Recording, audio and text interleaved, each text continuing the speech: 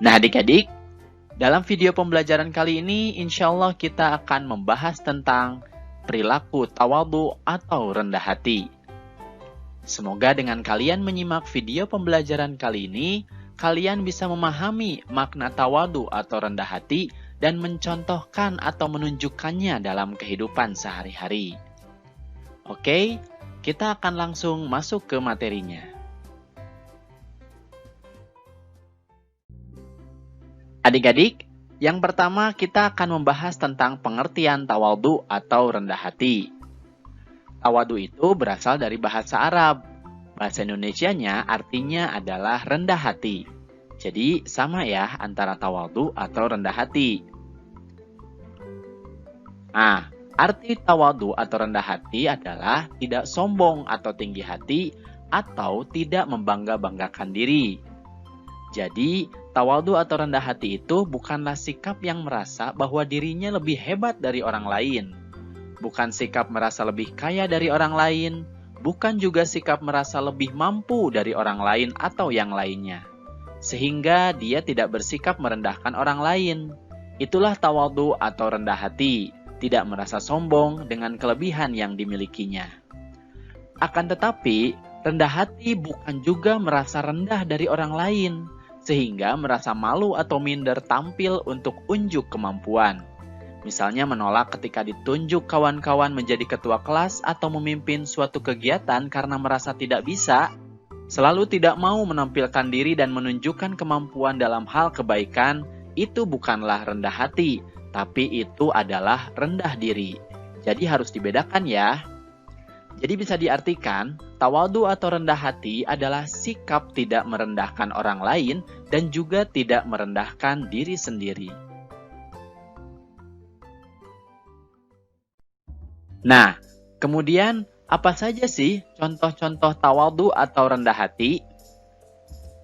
Yang pertama, kita bisa mencontohkan tawadhu atau rendah hati dengan menyapa dan selalu mengucapkan salam terlebih dahulu jika bertemu dengan orang lain.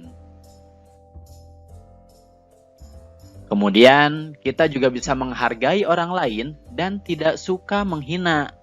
Juga memberikan pujian kepada orang lain tetapi tidak berlebihan ya. Contoh selanjutnya adalah tidak memamerkan kepintaran atau kekayaan harta. Termasuk juga tidak memamer-mamerkan kebaikan yang dilakukan. Contoh selanjutnya adalah suka menolong dan memberi kepada orang lain. Tentunya dengan tidak menghinakan orang lain ya. Kemudian, tidak membeda-bedakan atau pilih kasih dalam berteman. Nah, ini adalah contoh tawadhu atau rendah hati juga. Mau besar, kecil, kulit putih, coklat, hitam, kurus, gemuk, kita tidak boleh membeda-bedakan teman. Kemudian contoh selanjutnya adalah bersikap tenang dan sederhana. Nah, ini artinya kita tidak perlu ingin dilihat oleh orang lain, termasuk dalam hal berpakaian. Nah, itulah adik-adik contoh-contoh dari tawadhu atau rendah hati. Pada intinya, rendah hati dilakukan dengan cara mengucapkan kata-kata yang baik dan lemah lembut, serta tidak menghina. Kemudian, selalu bersikap tenang, sederhana, dan sungguh-sungguh menjauhi perbuatan sombong. Jika orang tawadhu atau rendah hati berbuat baik, maka kebaikannya tidak ingin diketahui oleh orang lain. Allah Subhanahu wa Ta'ala berfirman, Bismillahirrahmanirrahim, dan janganlah kamu berjalan di muka bumi ini dengan sombong, karena sesungguhnya kamu sekali-kali tidak dapat menembus bumi, dan sekali-kali kamu tidak akan sampai setinggi gunung. Quran Surat Al-Isra ayat 37. Nah adik-adik, Allah Subhanahu wa Ta'ala memerintahkan hambanya untuk merendahkan hati terhadap sesama. Artinya, tidak boleh bersikap sombong. Ajaran Islam melarang umatnya untuk menghina orang yang lebih miskin darinya. Orang kaya tidak boleh memamerkan kekayaannya di hadapan orang miskin. Orang pintar tidak boleh menghina orang yang kurang pintar, karena Allah Subhanahu wa Ta'ala tidak menyukai orang yang sombong. Oleh karena itu, kita harus memiliki sikap tawadhu atau rendah hati karena sikap ini terpuji dan disukai oleh Allah Subhanahu wa taala. Kemudian Rasulullah Shallallahu alaihi wasallam bersabda, "Tidak akan masuk surga siapa yang dalam hatinya terdapat kesombongan walaupun hanya sebesar zarrah." Hadis riwayat Muslim. Hadis ini menunjukkan bahwa apabila kita memiliki kesombongan meskipun hanya sebesar zarrah atau sekecil apapun, kita tidak akan masuk ke dalam surganya.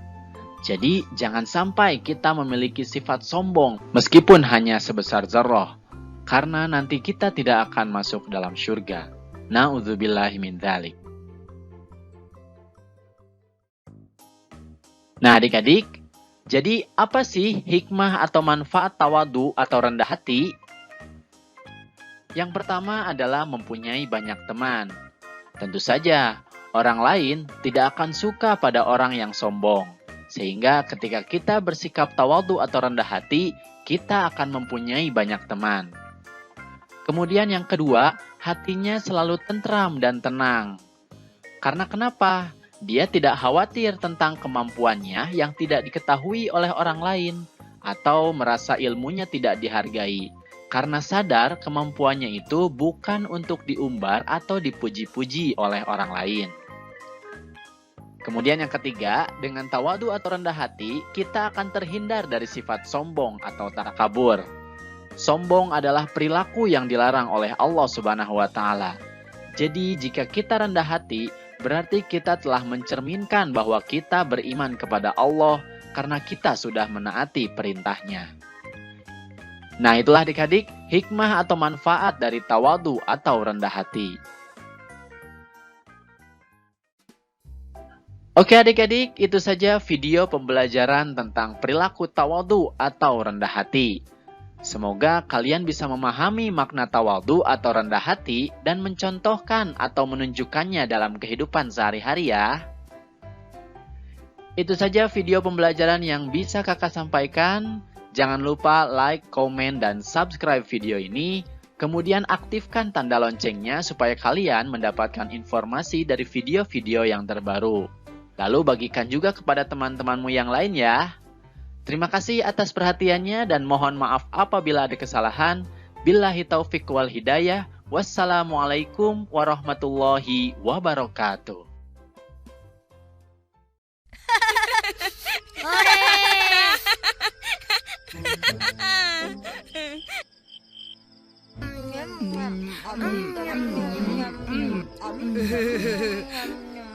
Aduh. Satu-satu, Kus. Nggak ada larangan dari tadi juga.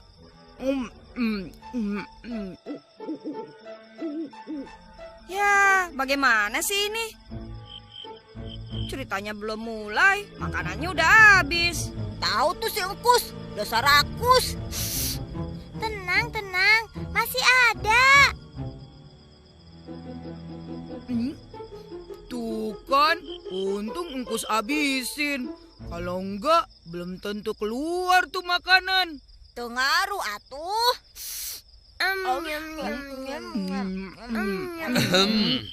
Sisain Abah ya.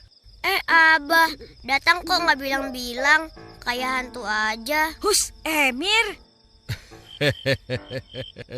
Habis kalian ramai sekali sampai tidak dengar Abah datang. Iya, Bah, maaf.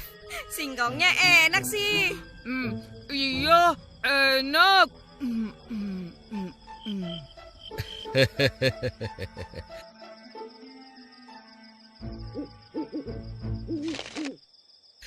Kalian sudah siap dengerin cerita Abah? Siap, Bah. Siap, Bah. Baiklah. Pada zaman dahulu kala, hiduplah seorang raja yang sangat besar kekuasaannya. Raja ini memiliki istana yang sangat megah dengan taman-taman yang sangat indah. Raja ini memerintah dengan adil dan bijaksana, sehingga rakyatnya hidup makmur dan sejahtera. Namun, belakangan ini sang raja sedang gundah gulana.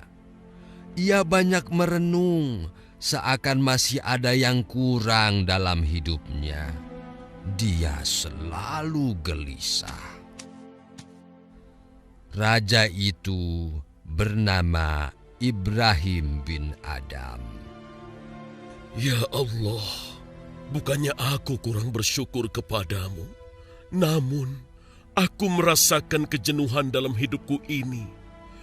Aku ingin menyepi untuk mengabdi kepadamu. Salman! Saya, tuanku. Ada yang bisa saya kerjakan? Tolong siapkan beberapa potong pakaian untukku bepergian. Hah? Tuanku mau kemana? Kamu tidak perlu tahu. Kamu siapkan saja. Oh ya Salman. Pilihkan yang biasa-biasa saja. Aku tidak mau direpotkan dengan pakaian kerajaan. Baik, tuanku. Demikianlah, pelayan pun segera menyiapkan permintaan Ibrahim dengan penuh tanda tanya di hati dan pikirannya.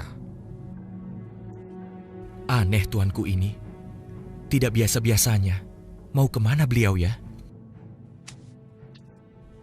Raja pun berkelana dan menyerahkan kerajaan untuk diperintah oleh Perdana Menterinya. Raja menyamar menjadi rakyat jelata.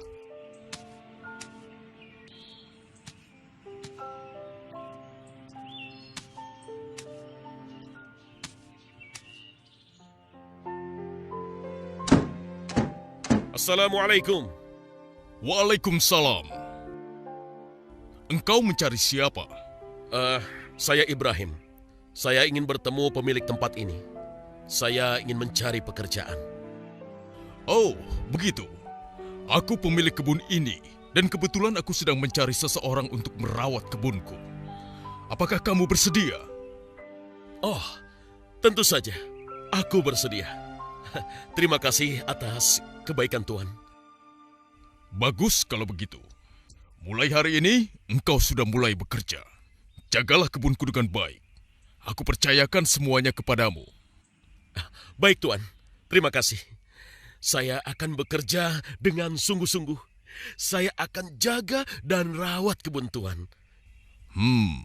Bagus. Sejak saat itu, sang raja menjadi tukang kebun. Pagi-pagi sekali dia sudah di kebun. Kadang mencangkul, memeriksa buah-buahan, kadang membersihkan rumput-rumput liar, kadang memberi pupuk dan lain-lain. Begitulah setiap hari kegiatan yang dilakukan oleh sang raja. Pekerjaan yang betul-betul melelahkan dirinya. Namun tetap dijalaninya dengan penuh sukacita. Karena inilah yang dia inginkan, menjadi orang yang biasa saja.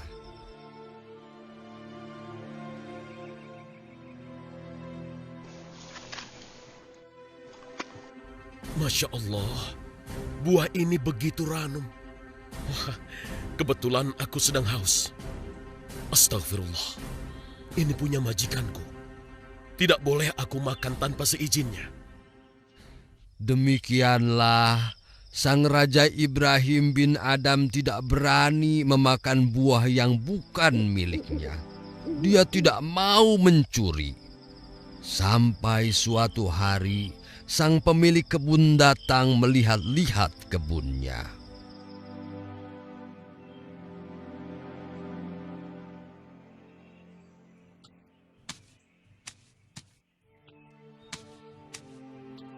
Assalamualaikum, Tuan.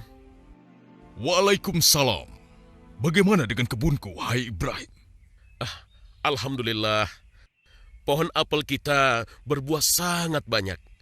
Baru setengah hari saja sudah kudapat 20 keranjang. Bagus, bagus. Kalau begitu, tolong bawakan aku apel yang paling manis dari hasil kebunku. Silakan dicoba, tuanku.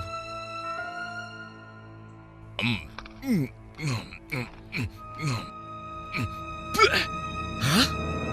Ibrahim, ini sama sekali tidak manis. Ambilkan aku yang lain. Baik, tuan.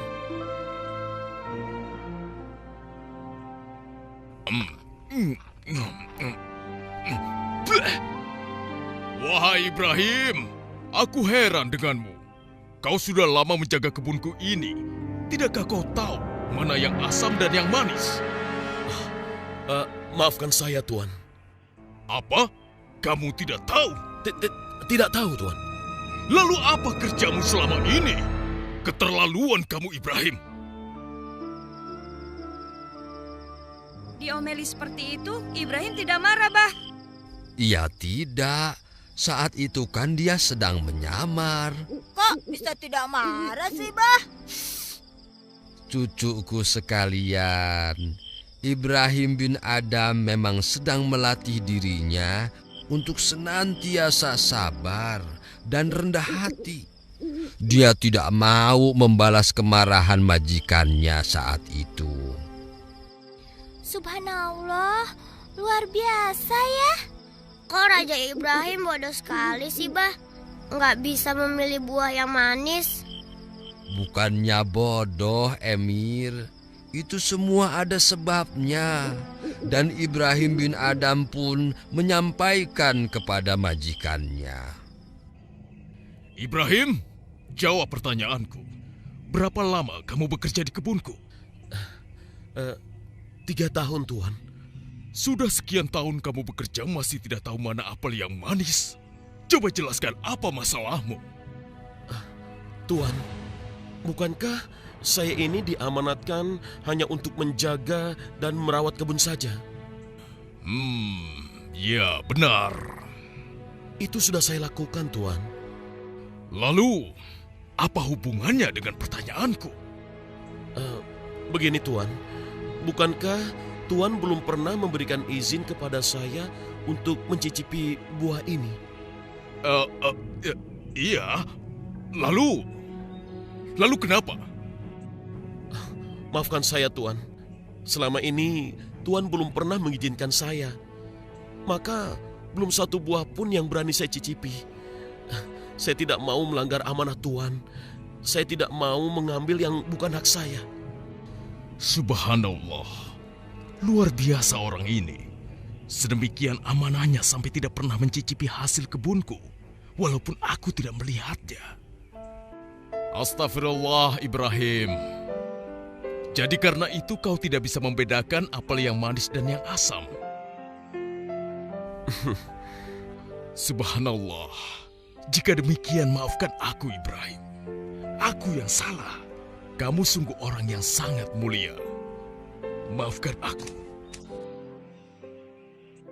Begitulah kisah Ibrahim bin Adam, seorang yang sangat alim dan bijaksana, orang yang sangat taat beribadah kepada Allah, baik dikala sendiri maupun bersama. Ini yang harus selalu kita contoh. Janganlah kita hanya taat kepada Allah apabila banyak orang saja, tapi dikala sendiri justru menjadi orang yang malas dan berbuat dosa. Dan hendaklah kita selalu menjaga amanah atau kepercayaan yang diberikan orang lain. Emir juga amanah, Bah. Oh ya? Apa itu, Emir? Emir selalu makan kalau disuruh makan. Engkus juga sangat amanah. Kalau kamu bagaimana, Kus? Kalau disiapin makanan, pasti Engkus abisin. Itu mah bukan amanah, Kus. Itu mah rakus. Engkus, ayah-ayah.